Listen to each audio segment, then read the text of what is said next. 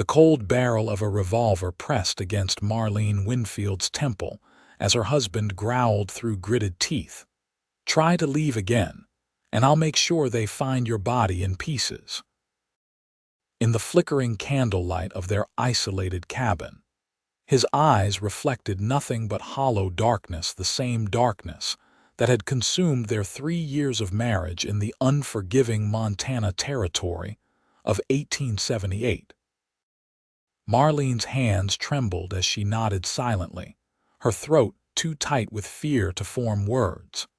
This wasn't the first time Edgar had threatened her life, but something in his voice told her it might be the last warning she would receive. The bruises hidden beneath her high-necked dress throbbed with each terrified heartbeat as Edgar finally lowered the gun and stomped out to the barn, leaving her alone with her racing thoughts and the distant howl of coyotes. 3 years ago, at 18, she'd believed Edgar Winfield's promises of adventure and prosperity when he'd courted her in St. Louis. Her parents had encouraged the match, impressed by the 30-year-old businessman's talk of opportunity in the Western Territories. They never saw the transformation that occurred once Marlene was isolated on his remote homestead, far from neighbors or family, where Edgar's true nature emerged like a rattlesnake from hiding. As she listened to his boots crunching through the November frost, Marlene made her decision. Edgar would be leaving at dawn for Helena to conduct business, a 3-day journey each way. It might be her last chance to escape before the harsh Montana winter trapped her completely. She waited until his snores filled their small bedroom before silently gathering what little she could carry: a spare dress, her mother's cameo brooch, the meager savings she'd managed to hide beneath a loose floorboard. Each movement was measured, practiced in her mind 100 times during sleepless nights of planning. By the time the first hint of gray touched the eastern sky, Marlene had everything bundled in a small cloth sack. Edgar departed with barely a word, his breath visible in the frigid morning air as he mounted his horse. "Mind the place," he ordered flatly. "I'll be back before the week's end." Marlene nodded obediently, fighting to keep her expression neutral despite the hammering of her heart. She watched him disappear down the winding trail until she was certain he wouldn't turn back, then rushed inside to implement her plan. She knew she couldn't take the wagon; it would be too slow, too obvious. Instead, she changed into her sturdiest dress, laced her boots tightly, and pulled on every layer she owned. The November chill would be merciless, but the fear of staying was greater than the fear of the elements. With trembling fingers, she pinned her honey-brown hair beneath a worn bonnet and stepped out into the crisp morning air with nothing but her small bundle and the desperate hope for freedom. Marlene had overheard Edgar mention Silver Creek, a growing settlement about 30 miles south. If she maintained a steady pace and followed the creek, she might reach it in 2 days, maybe 3. What would happen after that, she couldn't say. Perhaps she could find work as a seamstress or in one of the boarding houses. Anything would be better than waiting for the day Edgar's threats became reality. The first hours of her journey passed in a blur of adrenaline and determination. The rolling terrain of the valley gave her some cover as she followed game trails and kept the distant mountains as her guide. By midday, she had put several miles between herself and the cabin, though the biting wind had already begun to penetrate her layers. Still, Marlene pressed on, pausing only briefly to drink from the icy creek and chew on the hard biscuits she'd brought. As afternoon faded into evening, dark clouds gathered on the horizon, bringing with them the unmistakable scent of approaching snow. Marlene felt the first flakes against her cheeks as dusk descended, transforming the landscape into an increasingly treacherous maze of shadows. She needed shelter for the night, but the open valley offered little protection, Exhaustion began to take its toll as the temperature dropped precipitously. Her fingers had grown numb inside her thin gloves, and each step became more laborious than the last. The snow was falling heavily now, accumulating on her shoulders and obscuring the path ahead. "Just a little farther," she whispered to herself, her voice barely audible above the whistling wind. Just a little farther, but how much farther could she go? The darkness was nearly complete now, and the snow was quickly covering her tracks. If she became disoriented in the storm, she might wander in circles until the cold claimed her entirely.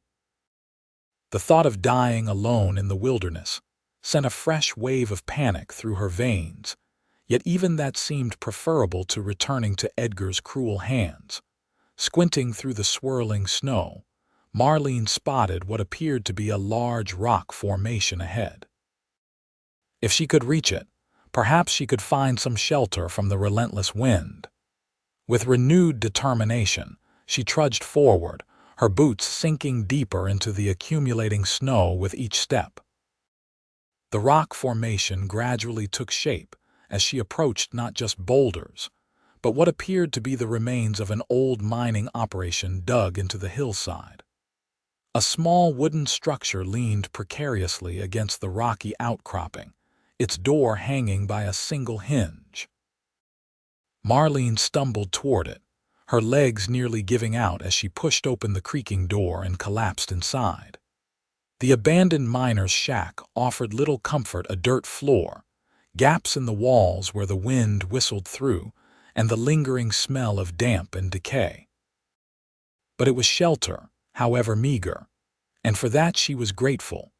Using the last of her strength, she pulled the door closed as best she could and huddled in the corner, wrapping her arms around herself in a futile attempt to conserve warmth. As the temperature continued to plummet and the storm raged outside, Marlene felt the dangerous pull of sleep tugging at her consciousness. She fought against it, knowing that surrendering to that impulse could mean never waking again. "Stay awake," she murmured repeatedly, pinching her arms and stamping her feet. But the cold was relentless, seeping into her bones and dulling her senses. As her eyelids grew heavier, Marlene thought of all she had endured and all she had hoped for in her desperate flight. Was this to be her fate after all? To escape one death only to find another? The irony of it might have made her laugh if she'd had the strength. Instead, she found herself slipping into a dangerous twilight state, neither fully conscious nor completely gone. Through the fog of encroaching hypothermia, Marlene became vaguely aware of a sound outside: not just the howling wind, but something more purposeful. Footsteps crunching through snow. The nickering of a horse. Was it Edgar? Had he somehow discovered her absence and tracked her through the storm? The thought sent a jolt of fear through her, momentarily clearing her mind. The door of the shack suddenly flew open, letting in a swirl of snow and a tall, broad-shouldered silhouette. Marlene tried to shrink deeper into the shadows, but her stiff limbs refused to cooperate. She was trapped, cornered like an animal, too weak even to run. "Hello?" A deep voice called, not Edgar's voice, she realized with a flood of relief. "Is someone in here?" The figure moved forward, and in the dim light filtering through the doorway, Marlene could make out the features of a man she'd never seen before. He wore a heavy sheepskin coat dusted with snow, and a wide-brimmed hat pulled low against the wind. His face, partially illuminated by the lantern he carried, showed surprise as he spotted her. "Madam," he said, his voice softening as he took in her huddled form. "Good Lord, what are you doing out here in this storm?" Marlene tried to answer, but her lips were too numb to form coherent words. Only a weak sound escaped her throat as she stared up at the stranger with a mixture of fear and desperate hope. The man quickly assessed her condition, setting his lantern on the ground and kneeling beside her. "You're half frozen," he said, concern evident in his voice. Without hesitation, He shrugged out of his coat and wrapped it around her shoulders, then produced a thick woolen blanket from his saddlebag, which he tucked carefully around her trembling form. "My name's Samuel Blackwood," he said, his breath visible in the cold air of the shack. "I've got a cabin not far from here. Can you stand? We need to get you warmed up before this cold does permanent damage." Marlene managed a slight nod, though standing seemed an impossible task. Samuel seemed to understand her limitations without further explanation. With gentle efficiency, he gathered her into his arms, blanket and all, and carried her out into the storm to where his horse waited, stamping impatiently in the deepening snow. "Hold on tight now," he instructed as he lifted her onto the saddle before mounting behind her. His strong arms encircled her as he took the reins, providing additional warmth and security as they set off through the blizzard. Marlene drifted in and out of awareness during the journey, conscious only of the steady rhythm of the horse beneath them and the solid presence of the man who held her upright. She should have been terrified trusting a stranger in such vulnerability, when against every instinct yet something about Samuel Blackwood's quiet competence quieted her fears. Whatever awaited her at his cabin couldn't be worse than freezing to death alone in the abandoned mine shack. After what seemed both an eternity and only moments, they arrived at a small but sturdy log cabin nestled among a stand of pine trees. Samuel dismounted swiftly, helped her down, and guided her inside, where blessed warmth from a banked fire greeted them. "Let's get you warmed up," he said, leading her to a chair near the hearth. He added several logs to the fire, which quickly blazed to life, casting golden light throughout the simple but tidy one-room cabin. "Can you tell me your name, madam?" "Marlene," she managed, her voice barely above a whisper. "Marlene Winfield. Miss Winfield, you're safe now," Samuel assured her as he moved efficiently around the cabin, putting a kettle on the cast-iron stove and gathering additional blankets. "But I need to know if you're hurt anywhere, or if there's someone looking for you." The question sparked immediate anxiety in Marlene's thawing consciousness. She clutched the blanket tighter around herself. "My husband," she whispered. "He doesn't know I've gone. He's away, but he'll be back in days. He'll come looking." Samuel's expression darkened slightly as his eyes took in the fading bruise visible at her jawline, a souvenir from Edgar's last outburst that even her high collar couldn't completely hide. Understanding seemed to dawn in his eyes, but he asked no further questions on the matter. "You're a long way from anywhere," he observed instead, pouring steaming water into a mug and adding dried herbs. "Here, drink this. It'll help warm you from inside." Marlene accepted the tea with trembling hands, the warmth of the mug almost painful against her cold fingers. "I was trying to reach Silver Creek," she explained hesitantly. Samuel nodded. "That's still about 20 miles south. You wouldn't have made it in this storm." He paused, studying her with kind but concerned eyes. "The pass to Silver Creek will be blocked for days after this snow. You're welcome to stay here until it clears, if you've a mind to." The unexpected kindness brought tears to Marlene's eyes. She had prepared herself for many outcomes in her desperate flight, but not for compassion from a stranger. "Why would you help me?" she asked, suspicion born of hard experience momentarily overriding her gratitude. Samuel's weathered face softened. "My sister was in a situation not unlike yours once," he said simply. "I couldn't help her then. Perhaps helping you now is God's way of giving me another chance."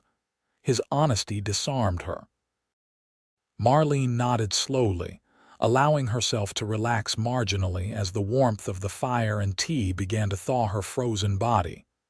For the first time in years, she felt a tentative sense of safety. "Thank you," she whispered, meeting his gaze directly.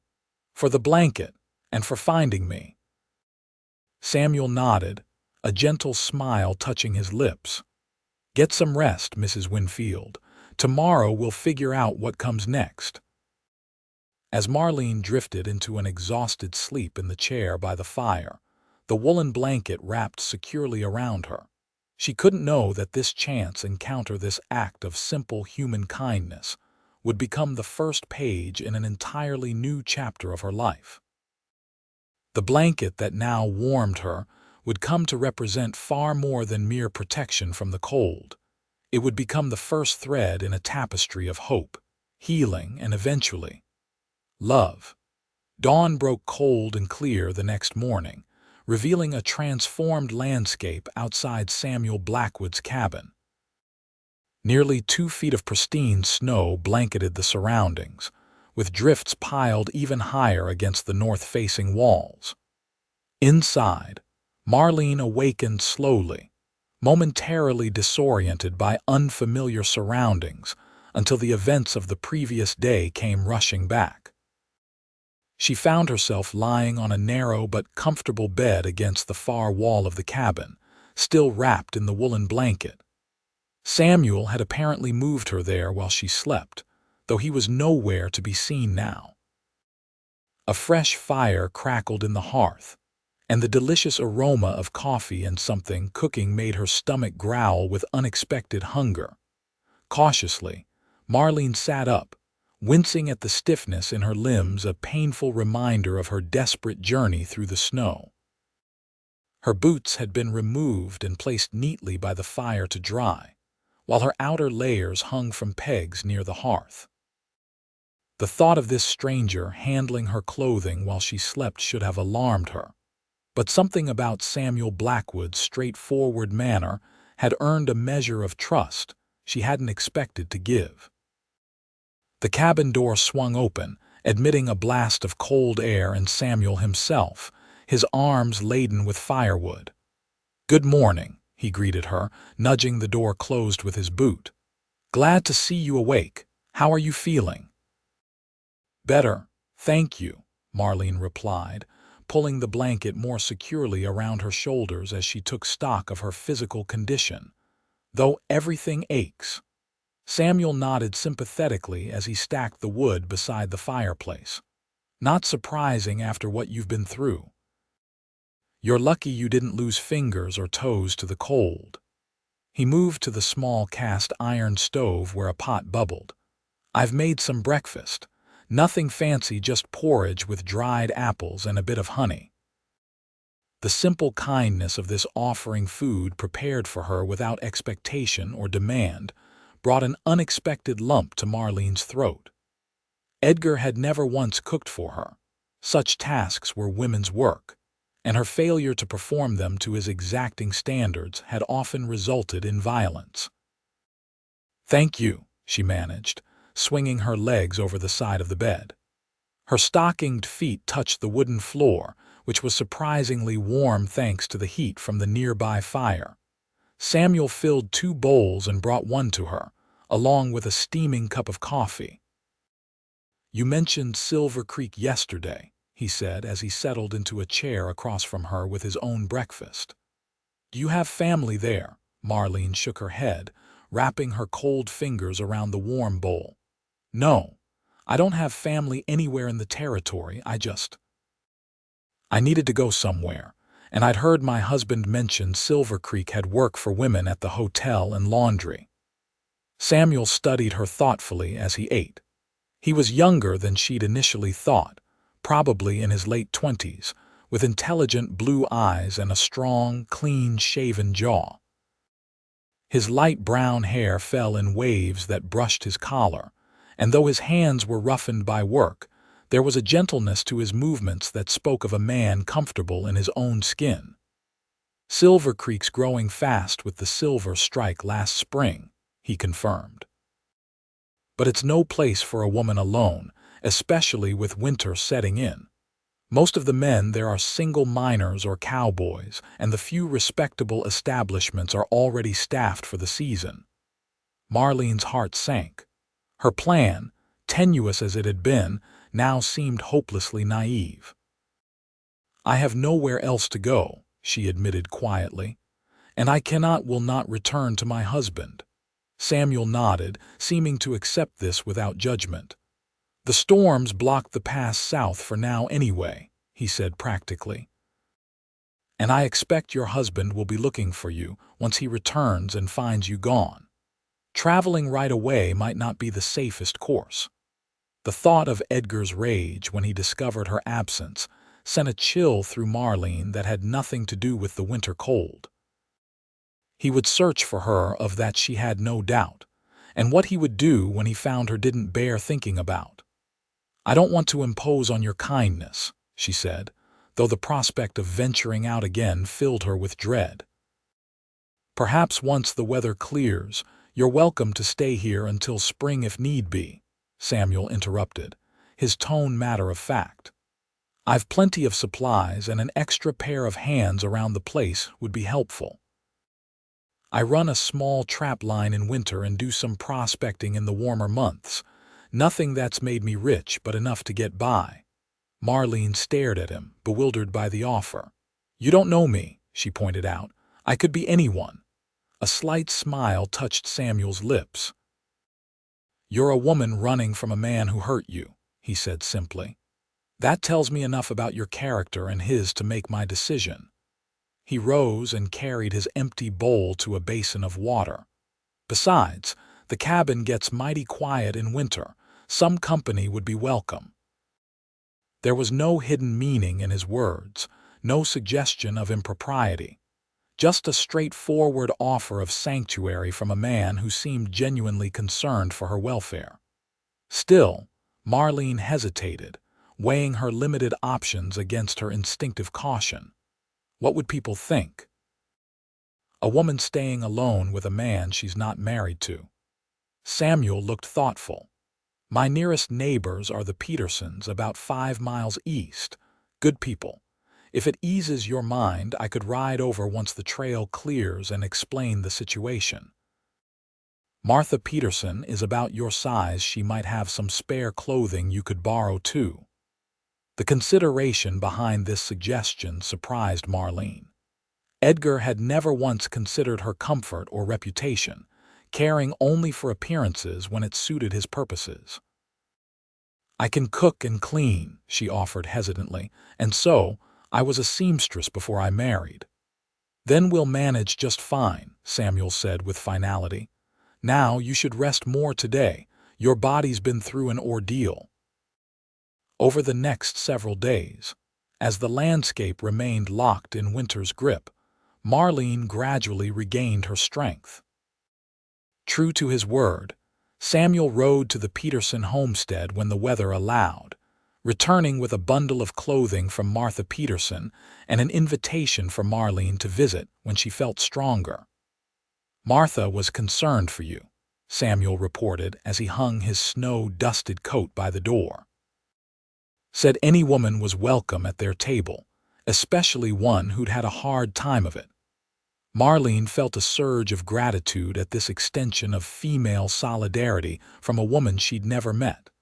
Perhaps there was hope for her in this rugged territory after all. As the days passed, she and Samuel established a comfortable routine. He would rise before dawn to check his trap lines, returning mid-morning with whatever small game he'd caught. Marlene would have coffee waiting and would prepare meals from the well-stocked pantry. In the afternoons, Samuel would chop wood or tend to repairs around the cabin while Marlene mended clothing or helped with indoor tasks. Their conversation, initially limited to practical matters, gradually expanded as Marlene's trust grew. She learned that Samuel had come west from Pennsylvania 5 years earlier, that he'd been a Union soldier despite his youth during the latter years of the Civil War, and that he preferred the solitude of the mountains to the growing settlements in the valleys. My father wanted me to follow him into the law, he explained one evening as they sat before the fire, Marlene darning a sock while Samuel cleaned his rifle. But after the war, I couldn't stomach being confined between 4 walls. Too many men died for me to waste my life doing something that brought me no joy, Your family didn't mind you coming west, Marlene asked. A shadow crossed Samuel's face. My parents passed within a year of each other after I returned from the war. My sister married and moved to California with her husband. We write, but I haven't seen her in years. He paused, his hand stilling on the rifle. What about your family, Marlene? Do they know what's happened to you? The question opened a well of sorrow Marlene had kept tightly capped. My father died when I was 16. Mother struggled afterward. We had a small dressmaking business in St. Louis, but it barely sustained us. She sighed, remembering her mother's relief when Edgar Winfield had begun calling. When Edgar proposed, it seemed like providence. He spoke of opportunity in Montana territory, of building a life together. Mother was so pleased to see me settled before she passed. And when did you discover the man wasn't what he appeared? Samuel asked gently. Marlene's fingers tightened on her darning.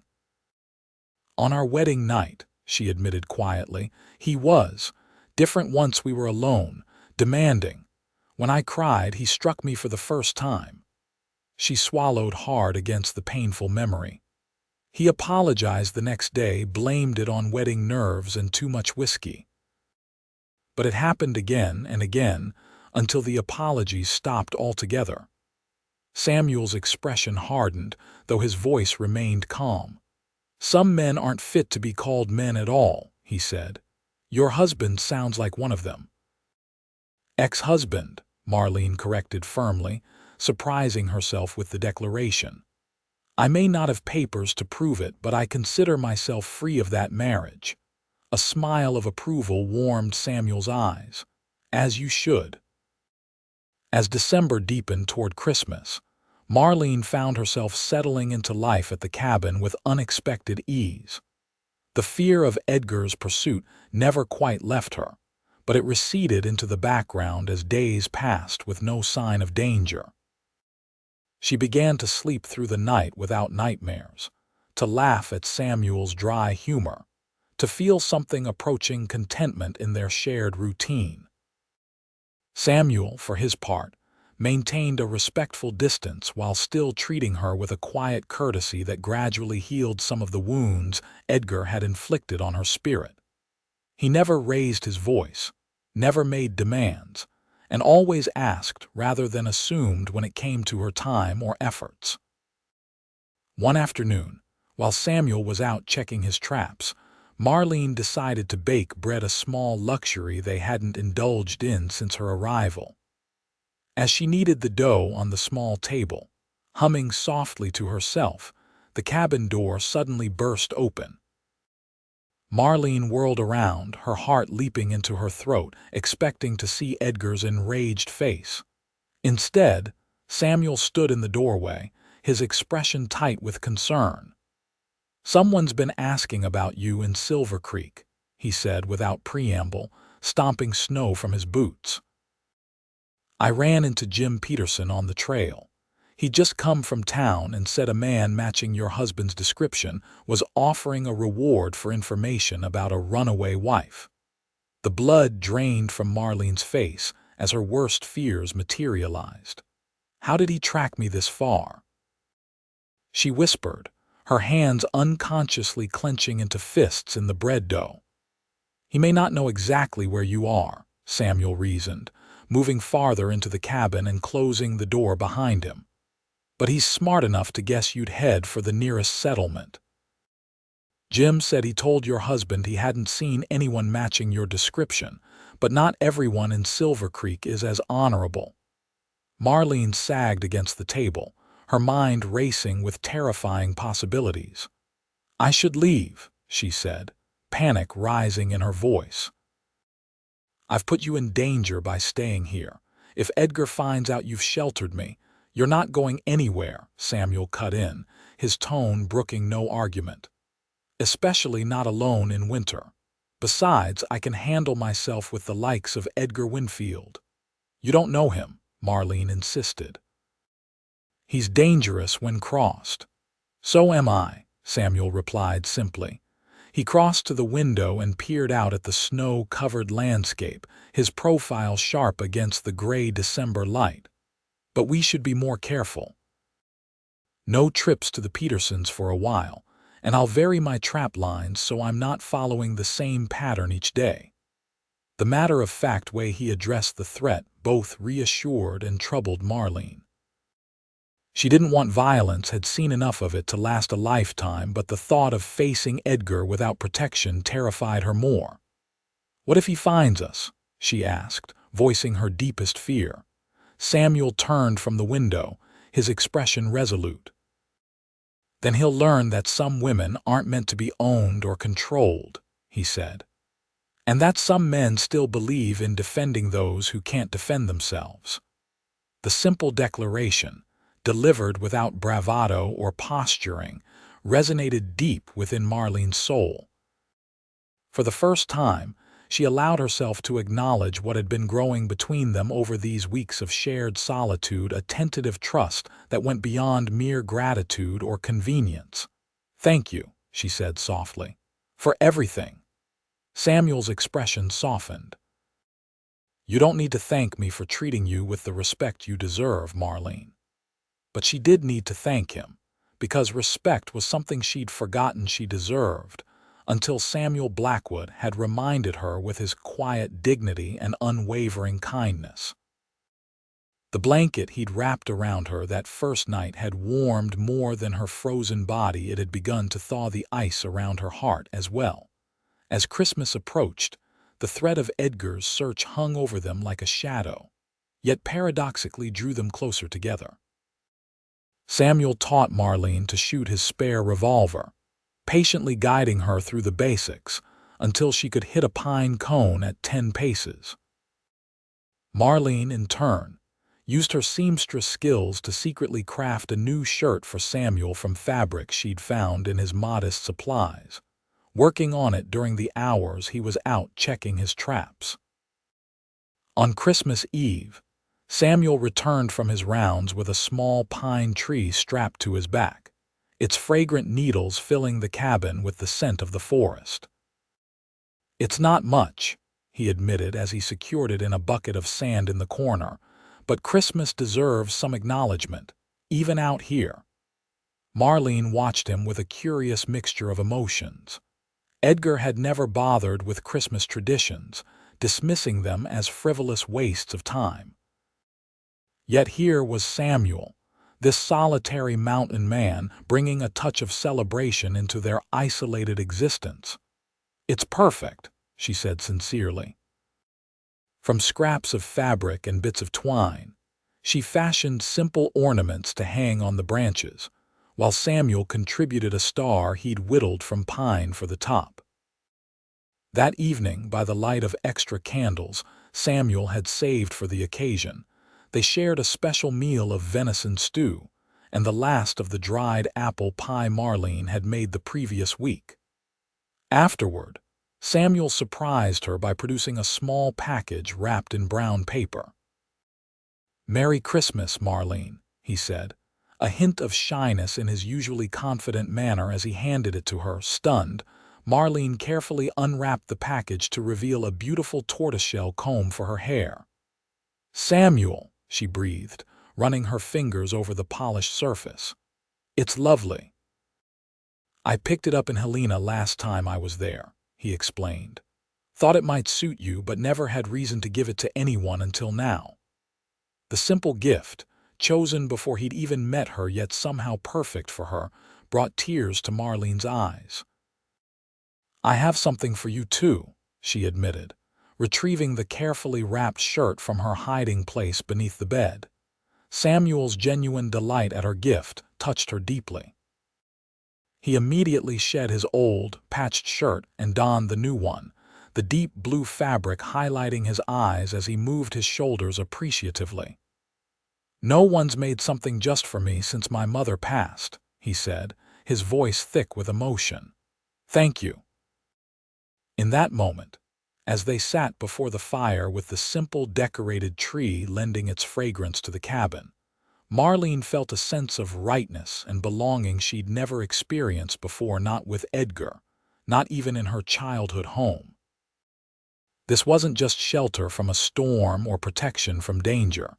It was the foundation of something she'd never dared hope for. A true partnership built on mutual respect and growing affection. When Samuel moved to bank the fire for the night, their hands brushed briefly. The contact sent a different kind of warmth through Marlene, not the desperate, fearful attraction Edgar had demanded, but something gentler and far more powerful. Samuel seemed to feel it too, for he hesitated, his gaze meeting hers with a question he didn't voice. Marlene answered by not pulling away, by allowing her fingers to remain touching his for a heartbeat longer than necessary. "Merry Christmas, Samuel," she said softly, a world of meaning in the simple phrase. "Merry Christmas, Marlene," he replied, his smile lighting something deep within her that had long been cold. That night, as snow fell gently outside and the fire cast dancing shadows across the cabin walls, Marlene slept more peacefully than she had in years, the tortoiseshell comb carefully placed beside her pillow, like a talisman of hope. The days following Christmas passed in a peaceful rhythm that felt increasingly like normalcy to Marlene. January brought deeper snow and colder temperatures, which further isolated their cabin, but also provided a sense of security. If the weather made it difficult for Samuel to travel far, it would likewise hamper Edgar's search. One particularly frigid evening, as they sat before the fire engaged in their usual quiet activities, Samuel carving a new pipe from applewood, Marlene mending a tear in one of his wool shirts, he broke their comfortable silence with an unexpected question. "What would you do if you were truly free, Marlene? If Edgar were no longer a threat and you could choose any life you wanted?" The question startled her. She had been so focused on escape, on survival, that she'd scarcely allowed herself to contemplate a future beyond immediate safety. She set her mending aside, considering thoughtfully. "I'd like to have my own dressmaking shop someday," she admitted finally. "Not just mending and alterations, but creating beautiful gowns and practical everyday where that makes women feel confident." A wistful smile touched her lips. "My mother and I dreamed of that in St. Louis, but we never had the capital to establish such a business." Samuel nodded, his hands continuing their skilled work on the pipe. "Silver Creek could use a proper dressmaker. The ladies there now either order from catalogs or make do with what they can sew themselves." "It's just a dream," Marlene said quickly, suddenly self-conscious about revealing such ambitions. "Dreams are important," Samuel countered seriously. "Without them, we're just surviving, not living." He paused, testing the bowl of the pipe between his fingers. "I've been thinking about what comes next for you, once winter breaks." Marlene's heart sank unexpectedly at the reminder that her stay in Samuel's cabin was temporary, a haven from winter and danger, not a permanent arrangement. "Yes, I should make plans," she agreed, keeping her tone neutral despite the hollow feeling spreading in her chest. "The Petersons' oldest daughter married a shopkeeper in Fort Benton last fall," Samuel continued, seemingly unaware of her emotional shift. "Martha mentioned they have a spare room they've been looking to rent to a respectable woman. It might be a safe place for you, far enough from your husband's usual territory." "Fort Benton," Marlene repeated, trying to sound appreciative of his thoughtfulness while fighting disappointment. "That's very kind of you to consider." Samuel set his carving aside and looked at her directly, his blue eyes serious in the firelight. "Unless you'd prefer to stay." The simple statement hung in the air between them, laden with unspoken meaning. Marlene's breath caught as she searched his face for clarification. "Stay," Samuel leaned forward slightly, his expression earnest. "I've grown accustomed to your company, Marlene, more than accustomed I've come to care for you." The words seemed difficult for him, not from insincerity but from the weight he clearly placed on them. I know it's too soon for you to think of another man that way, especially after what you've endured. But I wanted you to know that this cabin could be your home for as long as you wish it to be, with no expectations beyond what you freely choose to give." Marlene sat very still, absorbing his words and the emotions they stirred within her. Over these winter weeks, Samuel had become more than her rescuer or protector. He had become her friend, her confidant, perhaps even something more that she'd been afraid to name. The contrast between his patient kindness and Edgar's controlling cruelty had revealed to her what a true partnership between a man and woman could be. "I don't know what to say," she finally whispered, overwhelmed by the possibilities his offer presented. "You don't need to say anything now," Samuel assured her, reaching across to briefly touch her hand. "Spring is months away. Just know that when the time comes to decide, you have options beyond running." That night, as Marlene lay in bed listening to Samuel's steady breathing from his bedroll near the fire, she allowed herself to envision a future she hadn't dared imagine before, one where she wasn't constantly looking over her shoulder, where she could build something meaningful with a man who valued her mind and spirit as much as her domestic skills. But the shadow of Edgar Winfield still loomed large in her consciousness. Even if she chose to stay with Samuel, how could they ever truly be free while Edgar hunted for her? The question troubled her dreams and lingered into the gray light of dawn.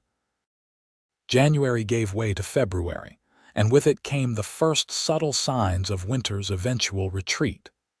The days grew incrementally longer, and occasionally the temperature would rise enough to partially melt the snow before freezing again overnight.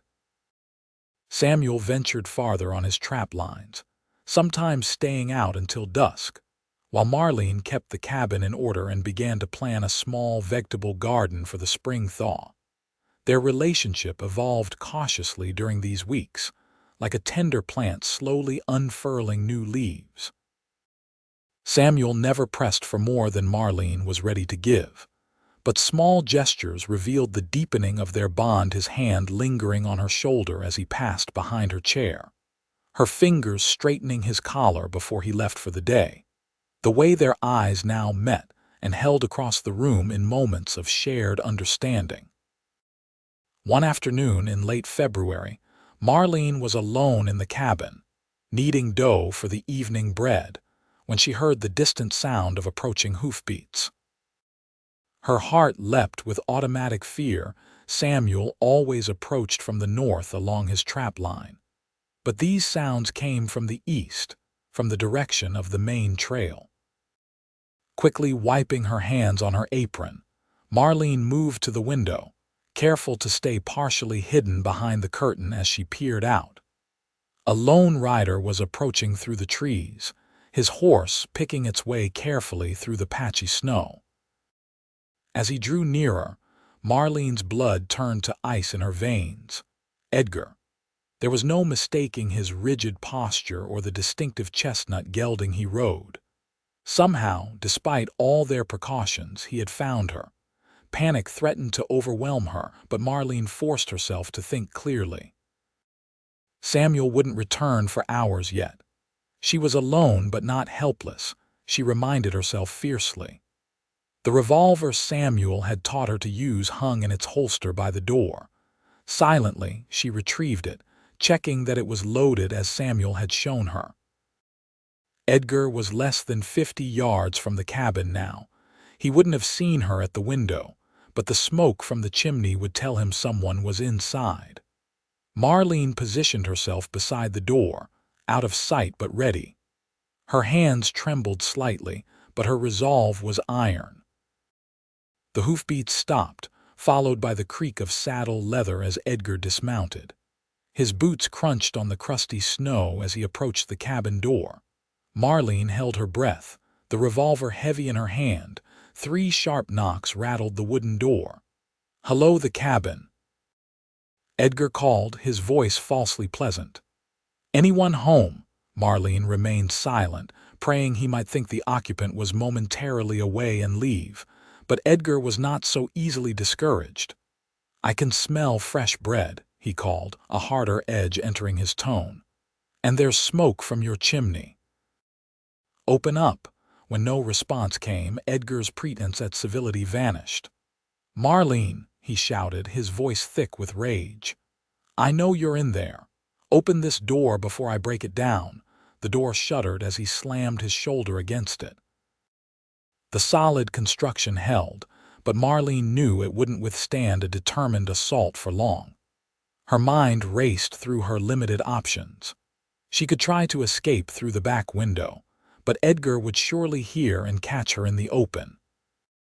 She could wait for Samuel, but that might be hours yet, and Edgar's patience was clearly at an end. Or she could confront him on her terms, not his. Drawing a deep breath, Marlene called out, "Step back from the door, Edgar." A momentary silence followed her words, then a low, dangerous laugh. "So you are in there, my darling wife. Open up now, and perhaps I'll forgive your little adventure." "I'm not opening the door," Marlene replied, her voice steadier than she felt. "And I'm not your wife anymore. Go back to your homestead and leave me be." Another slam against the door, harder this time. The wooden bar across it creaked ominously. "You're my wife until I say otherwise," Edgar snarled. "Now open this goddamn door before I break it down and teach you what happens to disobedient women." Marlene raised the revolver, aiming at the door at what would be chest height for a man of Edgar's stature. "I have a gun, Edgar," she warned, surprised by the calm in her voice. "If you break down this door, I'll use it." Edgar's laughter held no humor. "You don't have the spine for it, Marlene. You never did. That's why you ran instead of facing me like a woman grown." Another powerful slam against the door sent splinters flying as the top hinge began to give way. Besides, a proper wife doesn't threaten her husband. She obeys him. The door wouldn't hold much longer. Marlene's finger tightened on the trigger as terror and determination warred within her. "I'm not bluffing, Edgar," she called, her voice rising. "Stay back." "When I get my hands on you," Edgar began, but his threat was cut short by the sudden thunder of rapidly approaching hoofbeats. Marlene's heart leapt with hope and relief as Samuel's voice rang out, cold and authoritative. "Step away from that door and show your hands." Through the damaged door, Marlene could see Edgar wheeling around to face this new threat, his hand dropping instinctively to his hip where he doubtless carried his own weapon. "This doesn't concern you, stranger," Edgar spat. "That's my wife in there, and I've come to take her home." "The lady doesn't seem interested in going with you," Samuel replied, his voice level but dangerous. "I suggest you mount up and ride away while you still can." Marlene could imagine the scene outside Samuel on his horse, rifle at the ready, facing down Edgar who stood before the partially broken door. Two men who couldn't be more different, representing the past she feared and the future she hardly dared hope for. "Who the hell are you to interfere between a man and his wife?" Edgar demanded, his voice thick with fury. "Samuel Blackwood," came the calm reply. "And the lady made her choice when she left you. Now I won't tell you again, back away from the door." A tense silence followed, broken only by the soft nickering of horses and the distant call of a crow. Then Edgar's voice, tight with barely controlled rage. "This isn't over. A man has rights to his own wife. The law's on my side." "The law doesn't give you the right to beat a woman," Samuel countered. "Now get on your horse and go." Another long moment passed before Marlene heard the reluctant scuff of Edgar's boots moving away from the door, followed by the creak of saddle leather as he mounted. "I'll be back," he promised, his voice cold with certainty. "With the sheriff and papers proving she's my lawful wife. We'll see how brave you are then." "I'll be here," Samuel assured him calmly. "Marlene, stay inside until he's gone." Marlene didn't lower the revolver until the sound of Edgar's horse had faded completely into the distance. Only then did she let out the breath she'd been holding and sink to her knees, the gun trembling in her hand as delayed shock swept through her.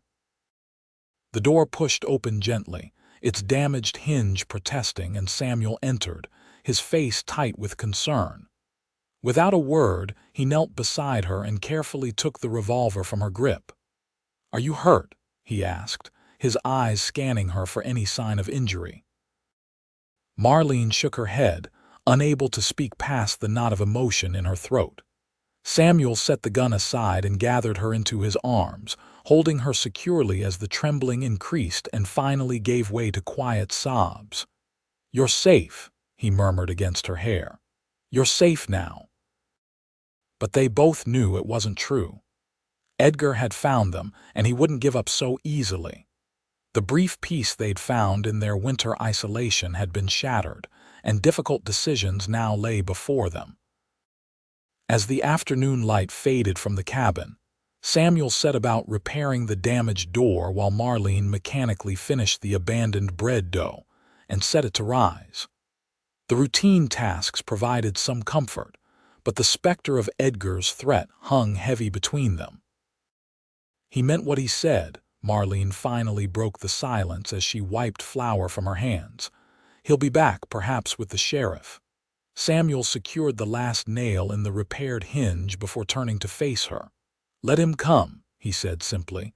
"We've done nothing wrong, haven't we?" Marlene challenged softly. "In the eyes of the law, I'm still his wife. I've taken no legal steps to end our marriage." "The law isn't always just," Samuel countered, crossing to wash his hands in the basin. "Especially when it comes to matters between husband and wife." He dried his hands thoughtfully. "But you're right that we need to consider our options carefully." "What options do I have?" Marlene asked, genuine despair edging her voice. "If Edgar returns with the sheriff, they can legally force me to go with him. No court would take my word over his about his treatment of me." Samuel leaned against the table, his expression grave but determined. "There's more than one kind of law in the territories, Marlene. Edgar may have legal papers, but that doesn't mean everyone will side with him." He was quiet for a moment, clearly weighing his next words carefully. "We could head farther west, perhaps to Oregon or Washington territory. Start fresh where Edgar has no influence." The suggestion that they might flee together, that Samuel was willing to abandon his home and livelihood to protect her, took Marlene's breath away. "I can't ask that of you," she protested. "This is your home." "Home is more than timber and land," Samuel replied simply. "I've moved before. I can do it again if necessary." The implication behind his words that home might be wherever they were together filled Marlene with a complex mixture of gratitude, hope, and fear. "And what would we be to each other, Samuel, if we left together?" She asked directly, needing clarity in this moment of decision. Samuel met her gaze steadily. "Whatever you want us to be," he answered. "Friends, partners, more if that's what you choose, but I won't press you for promises when you're still legally bound to another man." His honesty and restraint, so different from Edgar's possessive demands, confirmed what Marlene had already begun to recognize in her heart. This man, this kind, principled mountain man who had offered her shelter without expectation, was someone she could trust not just with her safety but with her future. "There might be another way," she said slowly, an idea taking shape as she spoke. "Edgar can't force me to return if I'm married to someone else." Samuel's eyebrows rose in surprise. "That would be bigamy, Marlene. It wouldn't be legal while you're still married to Edgar." "Not in the eyes of the law," she agreed, "but in the eyes of the community. If we were to present ourselves as husband and wife, with the Petersons and others to vouch for us, it might give Edgar pause, especially if he believes we were married before I met him." It was a desperate plan, fraught with risk and built on deception. Yet as Marlene outlined her thinking, Samuel didn't immediately dismiss it. Instead, he listened thoughtfully, his brow furrowed in concentration. "It would mean claiming we've been married for years," he said slowly. "That you fled an abusive situation to return to your true husband. It might work in the court of public opinion, but Edgar would know the truth." "Edgar only knows what I've told him of my past," Marlene pointed out. "I never spoke much of my life before St. Louis. He might believe I had a previous attachment I never revealed." Samuel paced the small confines of the cabin, considering the implications. "It would mean living a lie, Marlene. Are you prepared for that?" The question gave her pause. After Edgar's years of deception and cruelty, the prospect of building a life on another falsehood, however well-intentioned, troubled her. Yet what alternative did she have? Return to Edgar and certain misery, or flee with Samuel into an uncertain future as fugitives? "Perhaps there's a third option," Samuel said suddenly, stopping his pacing. "The circuit judge will be in Silver Creek next month for the spring assizes. What if we petition him directly for a divorce on grounds of cruelty? With witnesses to your condition when you arrived here, and perhaps testimony from others who might have suspected Edgar's treatment of you, we might convince the judge to grant it." Hope flickered in Marlene's chest, but caution quickly tempered it. Edgar would fight it. "He'd never admit to mistreating me." "He might not have to," Samuel mused. "Abandonment is also grounds for divorce in the territory, if we can prove you had just cause to fear for your safety." He trailed off, thinking through the legal complexities. Marlene considered the possibility. A legal divorce would give her the freedom to choose her own path without looking over her shoulder for the rest of her life. It would mean confronting Edgar publicly, exposing the shameful reality of their marriage, but it would also mean a chance at genuine freedom. "It would be a scandal," she said quietly. Samuel's expression softened. "Life out here is hard enough without forcing people to endure private suffering for the sake of appearances," he said. "You might be surprised how many would support your cause."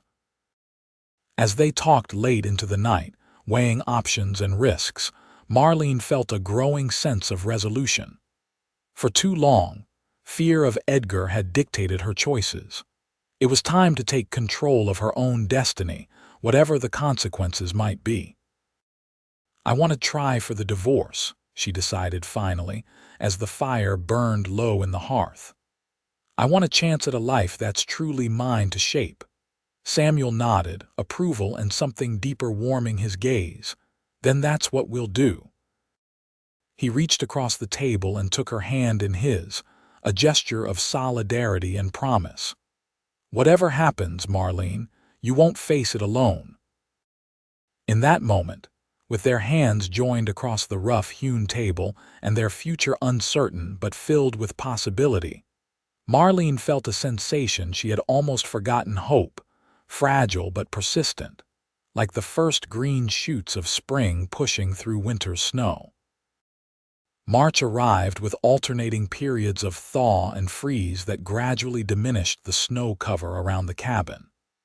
As the appointed date for the circuit judge's arrival in Silver Creek approached, Marlene and Samuel prepared their case with meticulous care. Martha Peterson proved an unexpected ally, riding over one clear afternoon with news that bolstered their hopes. "Everyone in the valley knows what kind of man Edgar Winfield is," she confided as they sat at Samuel's table drinking tea. "He's had trouble with neighbors over water rights and boundary disputes. No one trusts him." "But would anyone testify to his character in court?" Samuel pressed. Martha nodded firmly. "Jacob Reese will. Edgar beat one of Jacob's young ranch hands bloody last summer over a stray calf. And the widow Collins says she heard screams from your cabin more than once when passing on her way to visit her son's family." Each confirmation that others had been aware of Edgar's cruelty filled Marlene with a complicated mixture of shame and vindication. "I never thought anyone knew," she admitted quietly. "We were so isolated."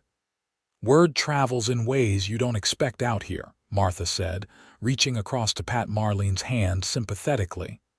"Most folks mind their own business, but that doesn't mean they don't notice."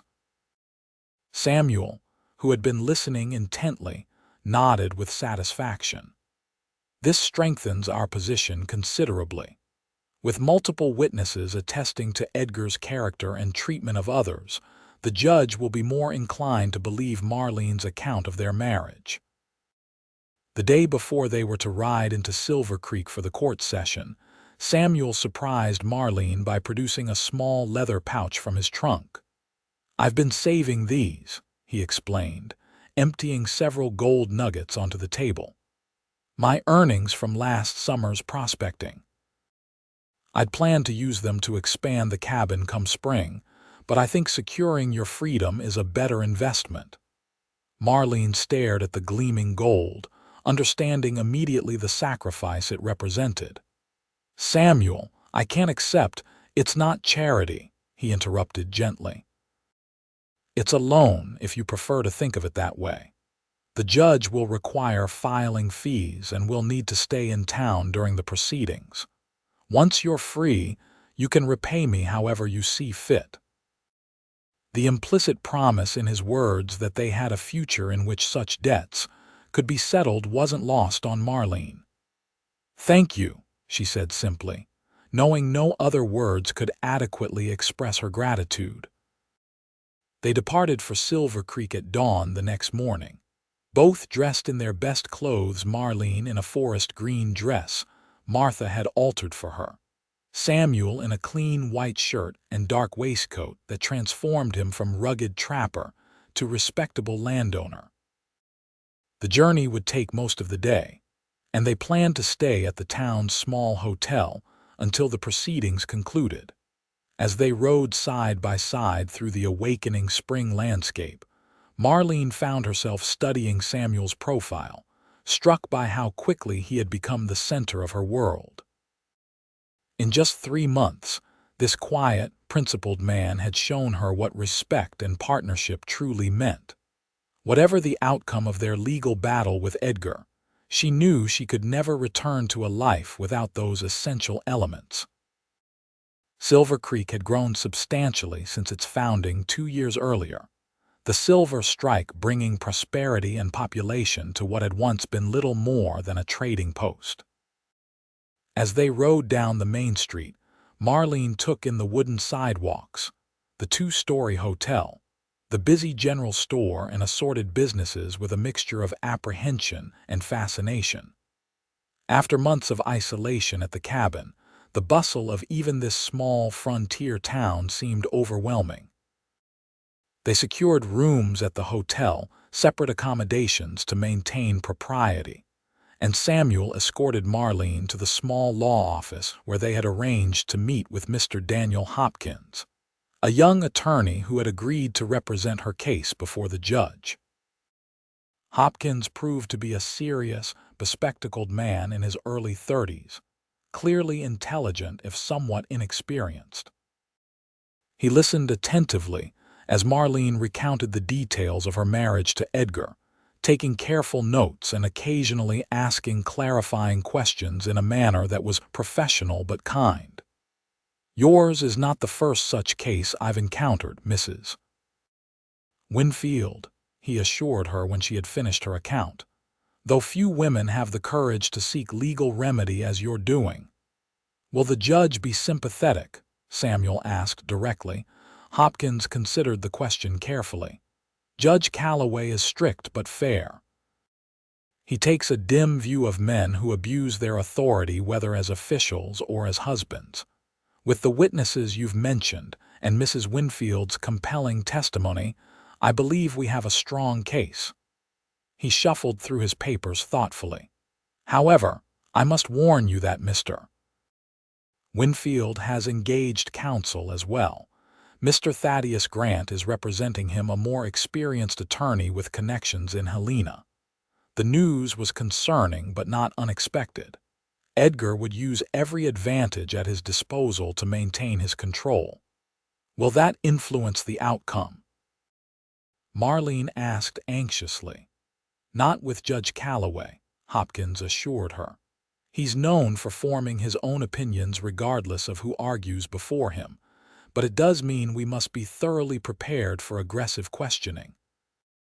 As they left the law office, Marlene felt the weight of the coming confrontation settling heavily on her shoulders. Tomorrow she would face Edgar across a courtroom, with her future hanging in the balance. The prospect was terrifying, yet also strangely liberating. For the first time, she would speak the truth about her marriage publicly, refusing to protect Edgar's reputation at the expense of her own freedom. "Are you all right?" Samuel asked quietly as they walked back toward the hotel, his concern evident in the slight furrow of his brow. Marlene nodded, drawing strength from his steady presence beside her. "I'm afraid," she admitted, "but I'm also ready to be free of him, whatever it takes."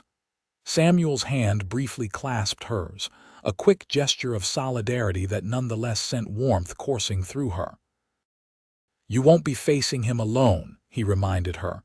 That evening, as Marlene prepared for bed in her small hotel room, a soft knock at her door startled her. Cautiously, she asked, "Who is it?" "It's Martha Peterson," came the reply. "May I come in for a moment?" Relieved, Marlene opened the door to find not only Martha, but also two other women she didn't recognize, one elderly, one closer to Marlene's own age. "I hope you don't mind the intrusion," Martha said as Marlene invited them in.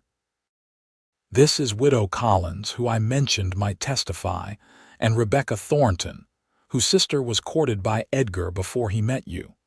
Introductions were made, and then the elderly Mrs. Collins got straight to the point. "We've come to tell you that you're doing the right thing, child," she said firmly. "That man's not fit to be anyone's husband, and more of us should have spoken up when we suspected what was happening in that cabin of his." Rebecca Thornton nodded in agreement. "My sister Clara nearly accepted his proposal 3 years ago, before his true nature revealed itself. She caught him beating his dog for a minor transgression and broke off the courtship immediately. When we heard he'd married a girl from back east, we feared for you, but didn't know how to intervene." The simple knowledge that these women believed her, that they had seen Edgar's character clearly even when she herself had been blinded by his initial charm, brought tears to Marlene's eyes. "Thank you," she whispered. "You can't know what your support means to me." "We do know," Martha said gently. "Because out here, women have to stand together. The law may give husbands authority over their wives, but that doesn't make cruelty right." She squeezed Marlene's hand. "We'll be in the courtroom tomorrow, and we've spoken with others who will testify if needed. You're not alone in this fight." After the women left, Marlene sat by the window of her room, watching the lamps being lit along Silver Creek's main street as dusk settled over the town. The unexpected visit had fortified her resolve. Tomorrow wouldn't just be about securing her personal freedom. It would be about standing up for the principle that marriage should be a partnership based on mutual respect, not a license for domination and abuse. With that thought firmly in mind, she finally sought sleep, preparing herself for the battle to come. The Silver Creek Courthouse, despite its grand name, was little more than a large room above the general store, hastily converted for the circuit judge's monthly visit. By 10 o'clock the next morning, it was filled to capacity, word having spread about the unusual divorce case to be heard. Marlene sat beside Mr. Hopkins at a small table facing the judge's improvised bench, trying to appear calmer than she felt. Samuel sat directly behind her in the first row of spectators, a reassuring presence at her back. Martha Peterson and several other women from the community occupied seats nearby, their presence a silent statement of solidarity. When Edgar entered with his attorney, a tall, silver-haired man in an expensive suit, Marlene forced herself to look directly at her husband for the first time since her escape. He appeared thinner than she remembered, his face harder, with new lines of bitterness etched around his mouth. When their eyes met across the room, his narrowed with a combination of rage and possessiveness that sent a chill down her spine despite the crowded room. Judge Calloway entered shortly thereafter, a barrel-chested man with iron-gray hair and a no-nonsense demeanor that immediately commanded respect. After calling the court to order, he reviewed the petition before him with careful attention. "This is a petition for divorce on grounds of extreme cruelty and abandonment," he stated, looking over his spectacles at the assembled parties. "Filed by Marlene Winfield against Edgar Winfield after 3 years of marriage." He turned his penetrating gaze to Marlene. "Mrs. Winfield, you understand the seriousness of these allegations and the permanent nature of the remedy you seek." "I do, Your Honor," Marlene replied, her voice steadier than she had expected. The judge nodded. "Very well. Mr. Hopkins, you may present your client's case." What followed was the most difficult ordeal of Marlene's life, recounting in detail, before a room full of strangers, the progressive deterioration of her marriage and the abuse she had suffered at Edgar's hands.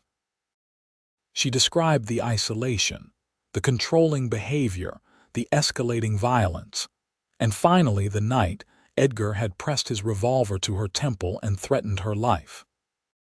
Throughout her testimony, Edgar sat stone-faced, occasionally leaning to whisper to his attorney but betraying little emotion beyond a tightening of his jaw. When Mr.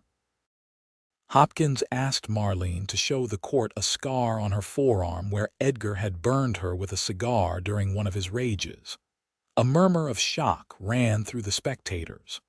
Mr. Grant's cross-examination was as aggressive as Hopkins had warned it would be. The experienced attorney attempted to portray Marlene as emotionally unstable, suggesting she had imagined or exaggerated Edgar's actions and had abandoned her marital duties on a whim. "Is it not true, Mrs. Winfield," Grant asked with barely concealed contempt, "that you fled your husband's home while he was away on business, taking items of value that belonged to him?" "I took only what was mine," Marlene answered firmly. "My mother's brooch, a change of clothing, and the small amount of money I had saved from selling eggs and butter to passing travelers." "And you immediately sought refuge with another man, did you not?" Grant pressed, gesturing toward Samuel in the audience. "A man with whom you have been living in a most improper arrangement for several months." Before Marlene could answer, Judge Calloway intervened. "The court is aware that Mrs. Winfield was rescued from life-threatening exposure by Mr. Blackwood during the November blizzard, Mr. Grant. Unless you have evidence of impropriety beyond the extension of humanitarian aid to a woman in desperate circumstances, I suggest you focus your questions on the substance of the petition."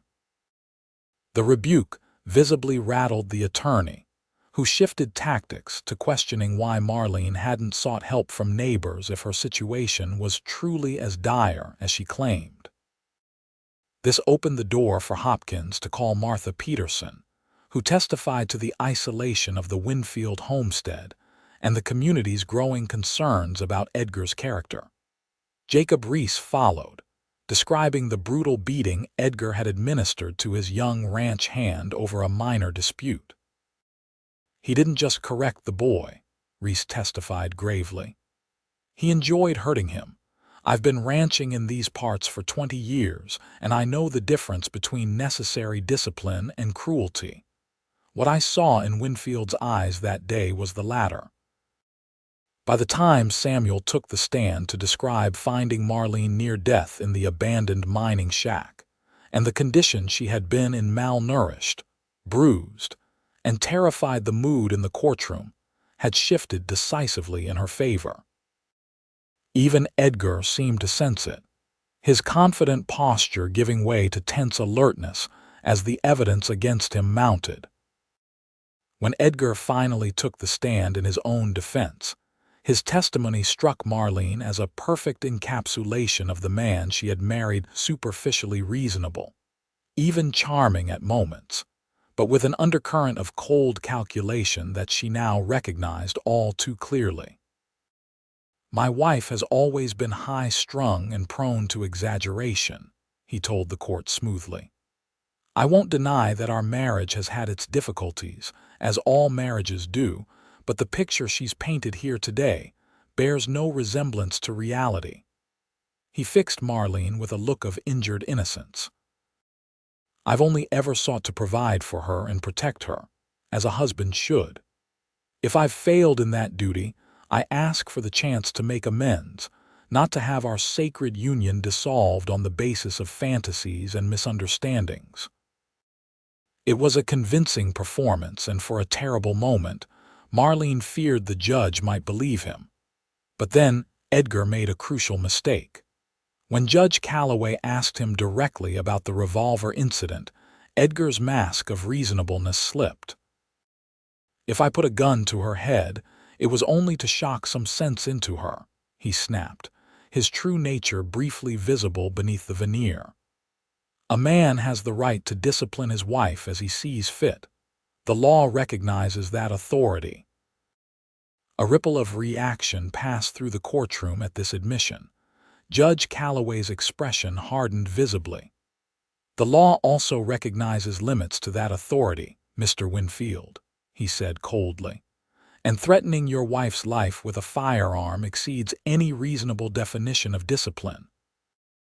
The remainder of the proceedings passed in a blur for Marlene. Both attorneys made their closing arguments, Hopkins emphasizing the consistent pattern of abuse documented by multiple witnesses, Grant focusing on the sanctity of marriage and arguing that temporary separation, rather than divorce, would be the appropriate remedy. When Judge Calloway finally cleared his throat to deliver his ruling, the crowded courtroom fell completely silent. Marlene felt Samuel's steadying hand on her shoulder as she braced herself for the decision that would determine her future. "Having heard the testimony presented and reviewed the evidence," the judge began, his voice grave, "this court finds that Edgar Winfield has indeed subjected his wife to extreme cruelty that endangered her physical safety and peace of mind. Such treatment constitutes grounds for dissolution of the marriage bonds under territorial law." A wave of relief washed over Marlene so powerfully that she nearly missed the judge's next words. "The petition for divorce is therefore granted. Mrs. Winfield is released from her marital obligations and restored to her maiden status. Furthermore," he continued, raising his voice slightly as Edgar began to protest, "the court orders Mr. Winfield to pay costs of these proceedings and to maintain a distance of no less than 5 miles from his former wife henceforth." He struck his gavel firmly. "This matter is concluded." The finality of those words, "this matter is concluded," echoed in Marlene's mind as Hopkins shook her hand, and the women who had supported her gathered around with congratulations and expressions of relief. She was free. Legally, publicly, irrevocably free. Across the room, Edgar stood rigid with fury, ignoring his attorney's attempts to calm him. His eyes locked with Marlene's one final time, and the hatred she saw there would have terrified her only months before. Now, she met his gaze steadily, refusing to be intimidated. After a long moment, he turned and stormed from the courtroom without a word. Samuel approached as the crowd began to disperse, his expression a mixture of pride and cautious optimism. "It's done," he said quietly. "How do you feel?" Marlene considered the question seriously. "Lighter," she finally answered. "As if I've set down a burden I carried for so long I'd forgotten what it felt like to stand straight." She glanced toward the door through which Edgar had disappeared. "Do you think he'll abide by the judge's order to stay away?" "If he's wise, he will," Samuel replied.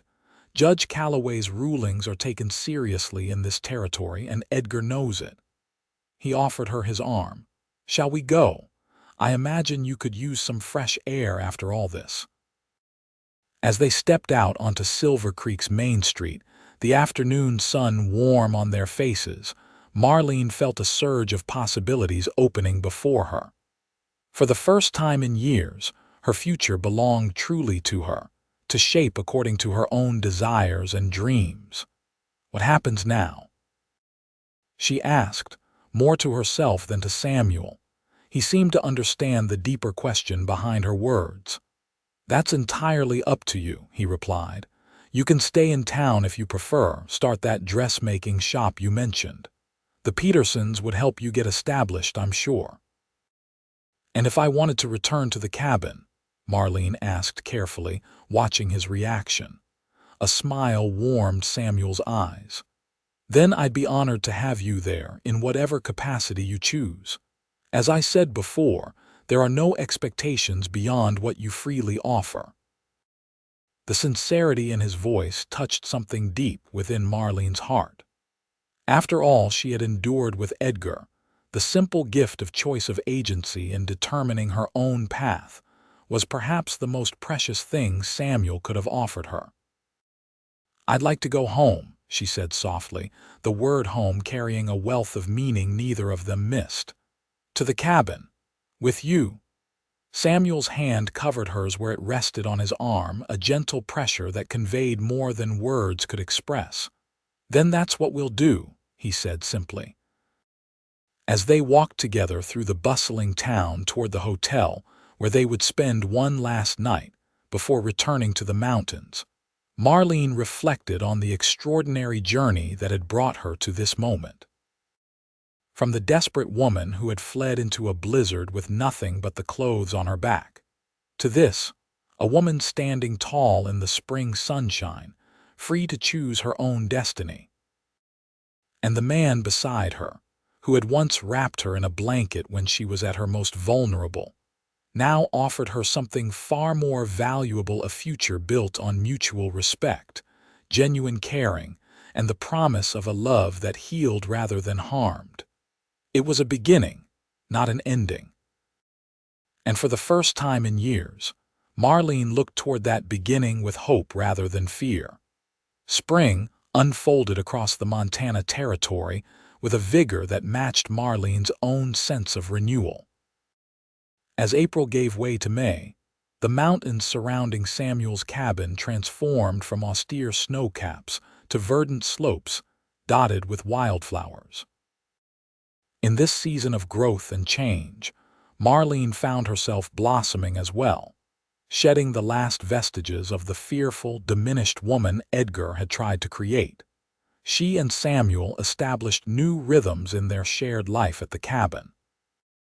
During the day, he would work his claim along the creek or hunt for their table, while she tended the small vegetable garden she'd planted and turned her seamstress skills to improving their modest home. Simple curtains appeared at the windows, a colorful quilt brightened the bed, and cushions softened the wooden chairs, small touches that transformed the bachelor's cabin into a true home. In the evenings, they would sit before the fire, sometimes reading aloud from Samuel's small collection of books, sometimes simply talking.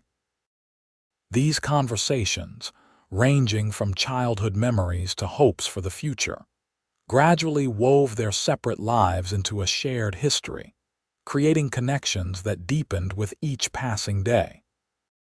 Though they continued to maintain separate sleeping arrangements, Samuel on his bedroll near the hearth, Marlene in the bed, the growing attraction between them was an almost tangible presence in the cabin. It revealed itself in small moments, their fingers brushing as Samuel passed Marlene a cup of coffee, the way his gaze lingered on her when she wasn't looking, how she found herself watching the play of muscles in his arms as he chopped wood. Yet Samuel never pressed for more, honoring his promise that she would set the pace of their relationship. His patience and respect only heightened Marlene's growing feelings for him, creating a sweet tension that was entirely different from the fear-based dynamics of her marriage to Edgar. One particularly fine May afternoon, as they worked together to repair a section of fence around the garden, Samuel paused, wiping sweat from his brow as he looked out over the valley below. "I was thinking," he said casually, "that the cabin could use an addition before next winter. Another room would give us both more space." The simple statement, with its implication of a shared future extending indefinitely forward, warmed Marlene more than the spring sunshine. "That would be nice," she agreed, setting down her hammer. "Especially if we converted part of it to a proper workspace for my sewing." Samuel nodded, pleased by her enthusiasm. "I thought you might feel that way.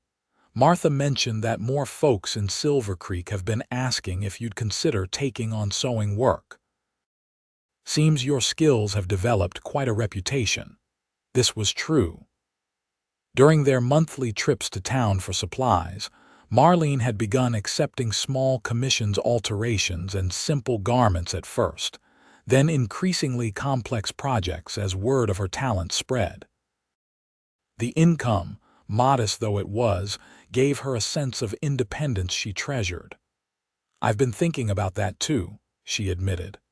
"Not just doing piecework, but perhaps establishing something more formal." "Not immediately," she hastened to add, seeing concern flicker across Samuel's features, "but eventually. A real dressmaking shop in town with regular hours." Samuel considered this thoughtfully. "It would mean spending more time in Silver Creek," he observed. "Maybe even moving there eventually, if the business grew." The potential conflict hung unspoken between them, her ambition for a business that would thrive in town, his preference for the solitude of their mountain home. It was the kind of fundamental difference that might have created insurmountable tension in many relationships. But Samuel surprised her, as he so often did. "We could make that work," he said after a moment's reflection. "Maybe build a small place in town for the busy seasons, keep the cabin for the quieter months and weekends. Best of both worlds." The easy way he accommodated her dreams into his vision of their future touched Marlene deeply. "You wouldn't mind dividing your time between town and here?" she asked. Samuel shrugged, a smile playing at the corners of his mouth. "I go where my heart leads me," he said simply. "And that's with you, Marlene, whether we're in a cabin or a castle." The unadorned honesty of the declaration, the closest he had come to a direct profession of his feelings, left Marlene momentarily speechless. In the golden afternoon light, with the scent of pine and wildflowers in the air, she suddenly saw with perfect clarity what had been gradually building between them over these months of shared work and mutual respect. "Samuel," she said softly, setting down her tools and moving closer to him.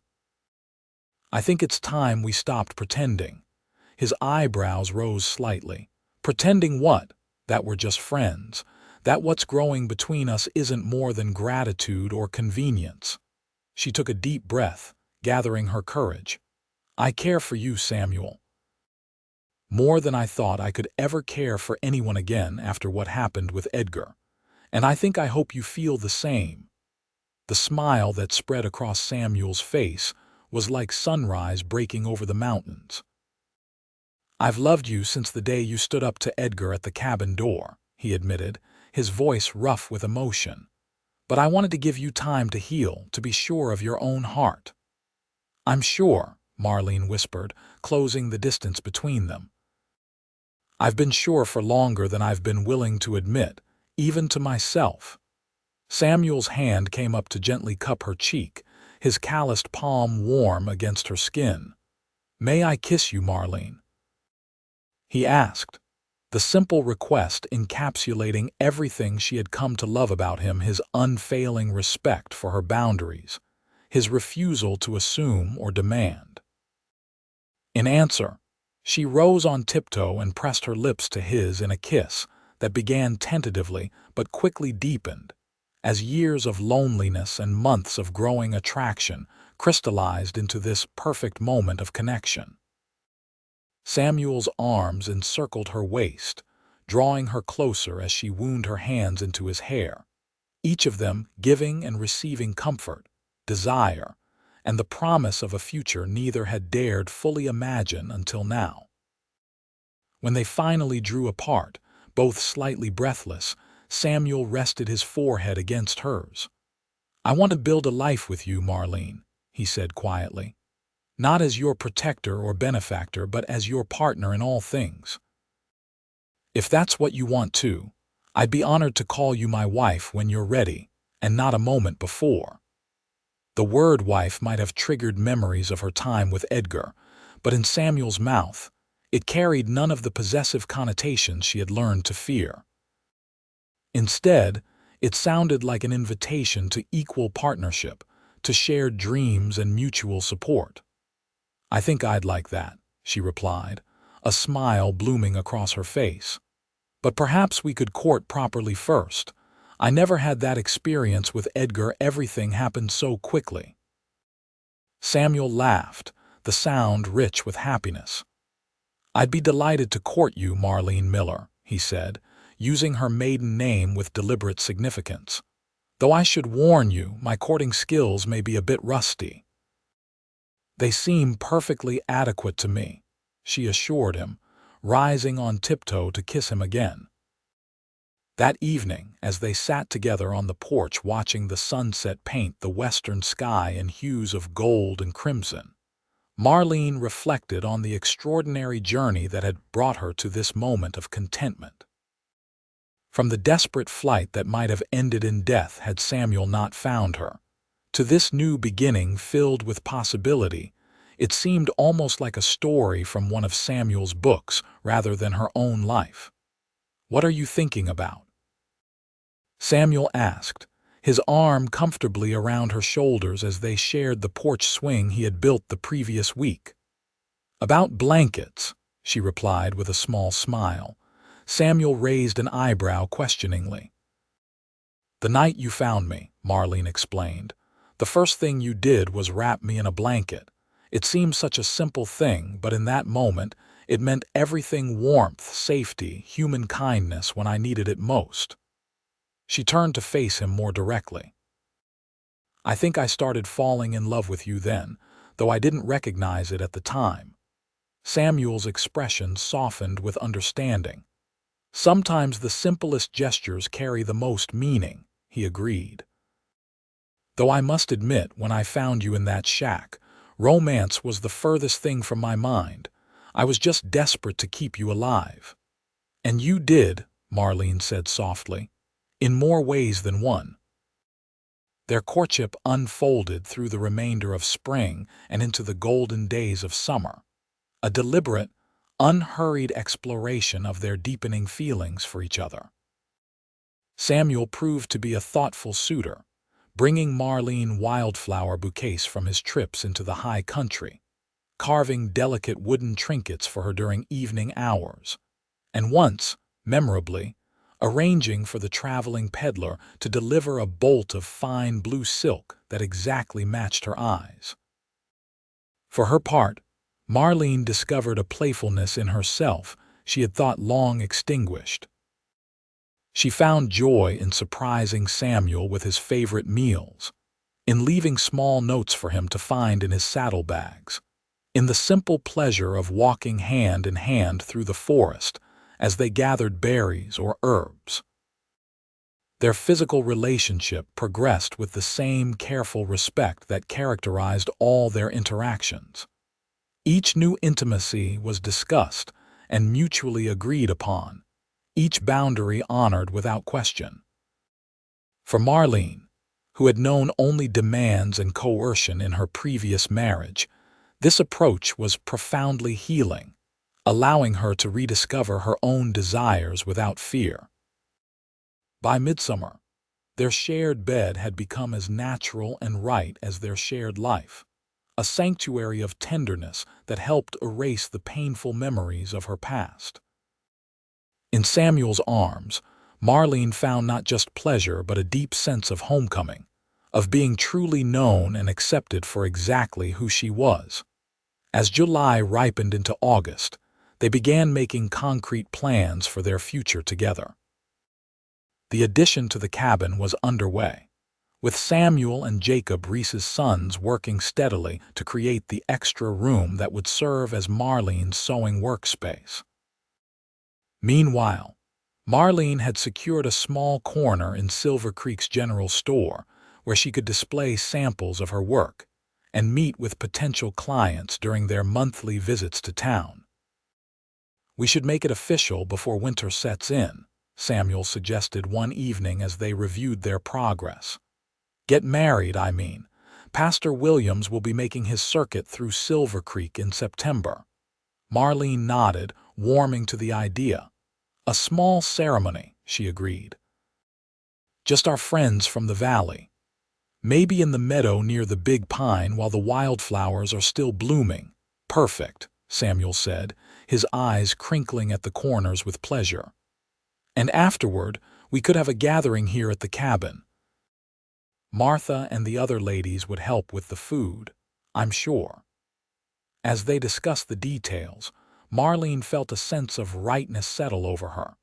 This was how such decisions should be made together, with mutual enthusiasm and shared vision, not one person dictating terms to the other. The weeks leading up to their September wedding passed in a flurry of preparations. Marlene worked on her wedding dress in secret moments when Samuel was away, creating a simple but elegant gown of ivory muslin with delicate embroidery at the collar and cuffs. Samuel, with Jacob Reese's help, finished the cabin addition and built a new bed frame large enough for them both, carving intricate patterns of mountain flowers into the headboard as a surprise for his bride. The morning of their wedding dawned clear and crisp, with just a hint of autumn in the air. As Marlene dressed in the Peterson cabin, where she had spent the previous night in accordance with tradition, Martha and several other women from the valley bustled around her, offering advice and adjusting her hair. "You look radiant, dear," Martha declared, stepping back to admire the finished effect. Marlene's honey-brown hair was arranged in soft waves beneath a crown of late-summer wildflowers, and the ivory dress complemented her sun-kissed complexion perfectly. "Samuel won't know what hit him." "I still can't quite believe this is happening," Marlene admitted, smoothing the skirt of her gown nervously. "That I could be this fortunate." "It's not fortune," Martha corrected gently. "It's what you deserve, what every woman deserves. A man who values you as an equal and treats you with respect." She squeezed Marlene's hand. "Samuel is one of the good ones. I knew it the first time Jim introduced us, years ago. He just needed the right woman to complete him." The simple validation brought tears to Marlene's eyes. "Thank you," she whispered, "for everything. I don't know what would have happened to me without friends like you." "That's what community means," Martha replied practically, handing Marlene a handkerchief to dab her eyes. "Now, let's not keep your groom waiting." "Jacob says Samuel's been pacing like a caged mountain lion all morning." The meadow near the big pine had been transformed for the occasion. Simple wooden benches arranged in a semicircle provided seating for the 30 or so guests' neighbors from up and down the valley who had, over the past months, become Marlene's extended family. At the center, beneath the spreading branches of the ancient pine, Pastor Williams waited with Samuel, whose nervous expression dissolved into pure joy as Marlene appeared at the edge of the clearing on Jacob Reese's arm. The simple ceremony, conducted against the backdrop of Montana's towering mountains and endless sky, perfectly reflected the straightforward honesty of their relationship. They exchanged traditional vows, their voices clear and sure in the mountain air, and rings Samuel had commissioned from a silversmith in Helena plain bands inscribed with a single word: always. When Pastor Williams pronounced them husband and wife, Samuel's kiss was both tender and passionate, a public declaration of private promises that brought approving smiles from their assembled friends. As they turned to face their guests, now officially Mr. and Mrs. Blackwood, Marlene felt a sense of completion she had never experienced before, as though the final piece of a complex puzzle had clicked into place, revealing a picture of unexpected beauty. The celebration that followed at their cabin lasted well into the evening, with music from Jacob's fiddle, plenty of food prepared by the women of the valley, and even some dancing on the packed earth of the yard. As dusk fell, lanterns were lit around the perimeter, casting a golden glow over the festivities that continued until the last guest departed with congratulations and good-natured teasing for the newlyweds. Finally alone in their cabin, their home, Samuel and Marlene stood in the doorway, watching the last lantern light disappear down the trail as Jacob and Martha headed home. "Well, Mrs. Blackwood," Samuel said softly, turning to his wife with a smile that held both tenderness and desire, "it seems we've successfully begun our life together." Marlene leaned into his embrace, feeling the solid strength of him against her. "I think we began it the night you found me in that abandoned shack," she replied. "Everything since has just been the natural unfolding of what started then." Samuel nodded thoughtfully. "Perhaps you're right, though I must say I prefer this chapter to those early days of uncertainty." "As do I," Marlene agreed, rising on tiptoe to kiss him, "though I'm even more excited about the chapters yet to come." As they closed the cabin door on the outside world and turned toward their shared future, Marlene reflected on the extraordinary journey that had brought her to this moment of perfect happiness. From a marriage filled with fear and control, she had escaped into uncertainty and danger, only to find unexpected salvation in the form of a blanket offered by a kind stranger. That simple act of human decency had been the first thread in a tapestry they had woven together over the subsequent months, a tapestry rich with shared work and mutual respect, with laughter and healing, with the gradual discovery of a love neither had been looking for but both had desperately needed. Now, as Samuel gathered her into his arms to carry her across the threshold of their bedroom, not as a gesture of possession, but as one of partnership and celebration, Marlene knew with absolute certainty that the life they would build together would be everything her first marriage had not: equal, respectful, and filled with a love that liberated rather than confined. The blanket that had once saved her from the killing cold had become something far more profound, a life wrapped in warmth, security, and the enduring promise of love freely given and joyfully received. Spring came early to the Montana Territory in 1880, bringing with it new beginnings for the Blackwood family. As the first anniversary of their wedding approached, Marlene stood at the window of their expanded cabin, one hand resting lightly on her swelling abdomen as she watched Samuel chopping wood in the yard. The past year had been one of steady growth, both of their relationship and their practical circumstances. Marlene's dressmaking business had flourished beyond her initial hopes. What had begun as a small corner in Silver Creek's general store had expanded to a proper shop of her own when the former milliner retired and offered her the space. 3 days a week, Marlene would make the now easier journey into town, thanks to the new road Samuel and some neighbors had cut through the forest, reducing the travel time significantly. Samuel, meanwhile, had discovered an unexpected talent for crafting fine furniture, an extension of the whittling skills he had always possessed. His carefully made tables, chairs, and cabinets had found eager buyers among Silver Creek's more prosperous citizens, providing a steady income to supplement what they earned from his trapping and her sewing. Together, they had achieved a balance that honored both their needs, the peace and beauty of their mountain home, and the social and economic opportunities of the growing town. Their cabin, now a proper 3-room dwelling with glass windows and a stone fireplace, represented the physical manifestation of their partnership, solid, harmonious, and built to last. But the most significant development was the child now growing beneath Marlene's heart, due to arrive in the early summer. The discovery of her pregnancy had brought both joy and momentary trepidation. Memories of Edgar's drunken talk about breeding her had briefly resurfaced, casting a shadow over what should have been purely happy news.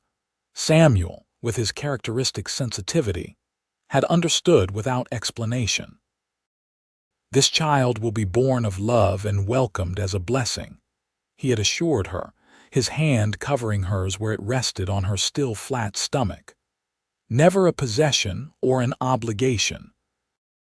His words had dispelled her fears, allowing excitement to flourish as her body changed, and the reality of impending parenthood settled over them both. Now, in her 6th month, Marlene could feel the baby's movements, little flutters and kicks that connected her to the new life they had created together. As she watched Samuel stack the split wood against the side of the cabin, his movements sure and efficient in the spring sunshine, a wave of contentment washed over her. This was what security felt like, not the false security of Edgar's financial provision, which had come with such a terrible price, but the true security of partnership with a man who valued her independence as much as their connection. Samuel glanced up, catching her watching him, and his face broke into the warm smile that still made her heart skip a beat. He set down his axe and crossed to the porch, brushing sawdust from his hands.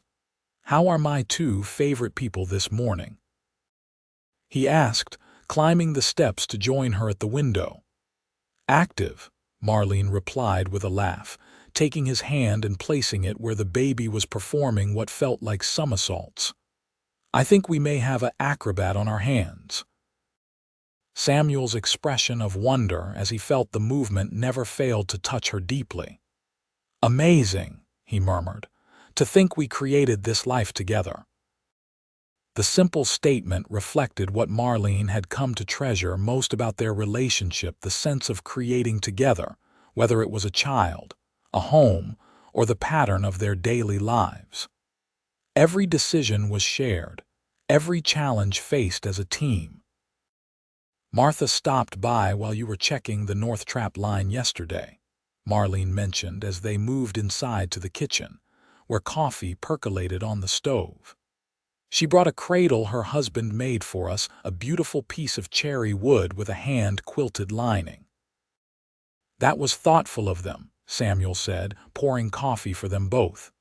"The Petersons have been good friends to us." "The best," Marlene agreed, settling into a chair at the kitchen table. "Martha said something interesting, though. She said she'd never seen 2 people more suited to each other than we are, that we seem to fit in a way few couples manage." Samuel considered this as he sat across from her.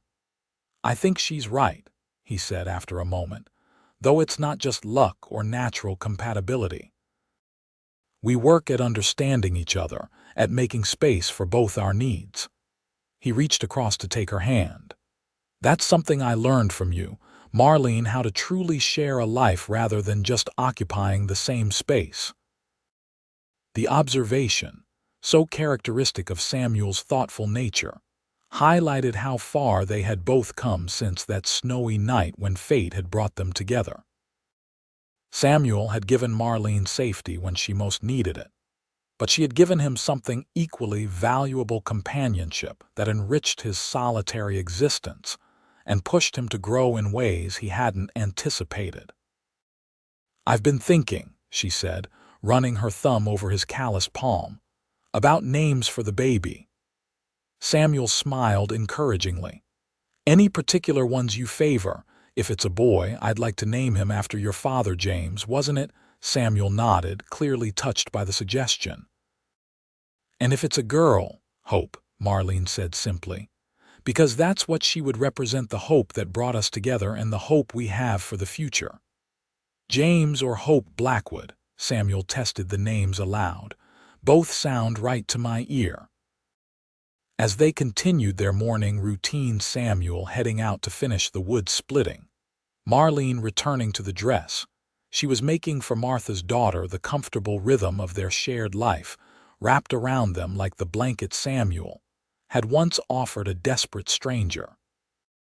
That evening, as a spring storm rolled through the valley, bringing much-needed rain to the awakening land, they sat before the fire in the main room of their cabin. Samuel worked on a small wooden horse he was carving for the baby, while Marlene finished hemming a tiny gown. "I had a letter from Rebecca Thornton today," Marlene mentioned, setting her sewing aside for a moment. "She says Edgar Winfield finally left the territory. Apparently, he sold his homestead to a family from Minnesota and headed for California." Samuel looked up from his carving, his expression a mixture of relief and caution. "That's welcome news if true. Did she say what prompted his departure?" Marlene shook her head. "Just that he'd been increasingly bitter since the divorce, drinking heavily and alienating whatever neighbors still dealt with him." She unconsciously placed a protective hand over her belly. "If he's truly gone, it would lift the last shadow from our happiness." For despite the joy of their life together, the possibility of Edgar's return had remained a faint but persistent worry at the back of Marlene's mind. Judge Calloway's order had kept him at a distance, but the knowledge that he still harbored resentment had occasionally disturbed her peace. "We'll ask Jim to confirm it next time he's in Helena," Samuel said practically. "If Edgar has indeed left Montana, then we can finally close that chapter completely." Marlene nodded, returning to her sewing with a lighter heart. The prospect of Edgar's permanent absence from their lives, combined with the imminent arrival of their child, seemed to mark the final transition from her past to her future. As spring deepened into early summer, the confirmation did indeed come. Edgar Winfield had departed for California, leaving behind a homestead run to ruin and a reputation no one mourned. The news coincided with the final preparations for the baby's arrival, lending an additional sense of rightness to this new beginning. On a perfect June morning, with sunlight streaming through the bedroom window and a meadowlark singing in the pine outside, Marlene gave birth to their daughter after a long but uncomplicated labor. Samuel had remained by her side throughout, his steady presence a source of strength during the difficult hours. "She's perfect," he whispered, tears streaming unashamedly down his face as he held his daughter for the first time. "Absolutely perfect." Hope Elizabeth Blackwood, named for both the emotion that had sustained her parents through difficult times and for Samuel's mother, had her father's blue eyes and a dusting of her mother's honey-brown hair. From her first moments, she displayed a calm alertness that seemed to take in everything around her with thoughtful interest. As Marlene recovered her strength in the days following the birth, supported by visits from Martha Peterson and the other women of the valley who brought food, advice, and helping hands, she was struck by the contrast between this experience of vulnerability and the isolation she had endured during her years with Edgar. Here, surrounded by a community that genuinely cared for her well-being and a husband who approached her postpartum needs with tender solicitude, she understood more deeply than ever before the difference between mere survival and truly living. This was what she had been seeking when she fled into that November blizzard, not just escape from cruelty, but the chance to build a life filled with meaning and connection. By the time Hope was a month old, Marlene had recovered enough to resume some of her normal activities, though she had decided to limit her time at the dressmaking shop until the baby was older. Samuel had built a cradle that could be easily transported, allowing Hope to accompany them on their trips to town or to visit neighbors. One particularly beautiful evening in late July, as they sat on their porch watching the sunset paint the western sky in shades of gold and crimson, Hope sleeping peacefully in Marlene's arms, Samuel turned to his wife with an expression of such deep contentment that it brought tears to her eyes. "I never imagined this," he admitted quietly. "When I came west after the war, I thought I was choosing solitude, that a family wasn't in my future. I'd seen too much death, too much suffering to believe I could ever." He trailed off, searching for words. "Ever trust life enough to create more of it?" Marlene suggested gently. Samuel nodded, his gaze moving from her face to their sleeping daughter. "Exactly. I built this cabin as a refuge from the world, not as a home to share." He reached out to stroke Hope's tiny hand, which reflexively curled around his finger. "But then you appeared in that abandoned shack, half frozen but still fighting, and everything changed. For both of us," Marlene acknowledged. "I had given up on the idea that marriage could be a partnership of equals, that a man could be strong without being controlling, protective without being possessive." She leaned her head against his shoulder. "You taught me otherwise, Samuel." With every kindness, every respect shown, every decision shared. They sat in companionable silence as the last light faded from the sky and the first stars appeared overhead. In the distance, a coyote called to its mate, the sound echoing through the valley that had become their home in every sense of the word. "The night I found you," Samuel said thoughtfully, "I gave you a blanket because it was the most immediate need, protection from the cold that would have claimed your life." Marlene nodded, remembering the feel of that rough woolen blanket as he'd wrapped it around her trembling form. "It saved me," she said simply. "Perhaps," Samuel continued, his arm tightening around her shoulders, "but what I've come to understand since then is that you saved me too, Marlene. From a different kind of cold, the isolation I had accepted as my lot in life." He pressed a gentle kiss to her temple. "You gave me the courage to open my heart again, to build something I thought was beyond my reach." As Hope stirred in her arms, making the small sounds that preceded waking, Marlene reflected on the extraordinary journey that had brought them to this moment of perfect contentment. From a marriage filled with fear, she had escaped into uncertainty, only to find unexpected salvation in the form of a blanket and the man who offered it. That simple act of kindness had been the foundation upon which they had built this life together, a life characterized by mutual respect, shared purpose, and a love that continued to deepen with each passing day.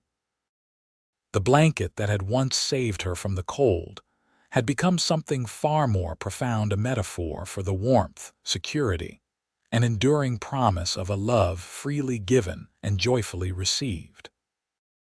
As Hope opened her eyes, regarding her parents with the solemn gaze that already seemed to hold wisdom beyond her weeks, Marlene felt the final pieces of her healing fall into place.